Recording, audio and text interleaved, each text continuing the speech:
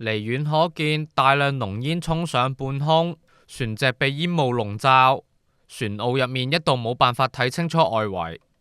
現場係昂船洲政府船塢，星期一晏晝大約5點，一艘維修緊、長大約32米嘅海關巡邏船喺上址維修棚入面起火，消防趕到現場，出動2條喉同2隊煙霧隊灌救，去到挨晚6點幾將火大致撲熄，火警入面冇人受傷，8個男工自行疏散。消防初步調查，相信火警係由船上面燒焊引致，暫時冇證據顯示火警涉及刑事成分。